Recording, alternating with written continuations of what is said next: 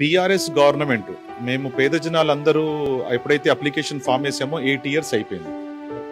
8 years అయిన తర్వాత జనాలందరూ మర్చిపోయారు.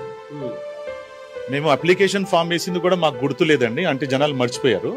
అన్ఫార్చునేట్లీ మాకు ఎలక్షన్ బిఫోర్ ఒక 3-4 మంత్స్ ముందు మాకు కాల్ వచ్చింది మండల ఆఫీస్ నుంచి, ఎంఆర్ఓ ఆఫీస్ నుంచి కాల్ వచ్చింది, మీకు 2 BHK కేసీఆర్ 2 BHK వచ్చిందంటే ఐ వాజ్ షాక్ అండి. నేనైతే అక్కడే రోడ్డు మీదే నిలబడిపోయాను చాలాసేపు వరకు. ఎందుకంటే ఒక మాట చెప్పాలంటే పేదవాడు కలగనే కలని బీఆర్ఎస్ గవర్నమెంట్ తీర్చిందని నేను నాకు తెలియజేస్తున్నానండి.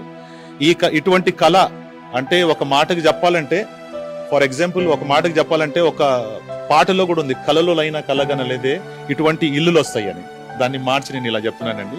నిజంగా పేద జన కలల్ని తీర్చిన వాడు ఎవరైనా ఉన్నారంటే మేము నమ్మే అతను బీఆర్ఎస్ గవర్నమెంట్, మన కేసీఆర్ గారు, తెలంగాణ మహాత్మా గారు. ఆయన చేసిన గొప్ప పని ఎవ్వరు చేయరని నేను తెలియజేస్తున్నాను.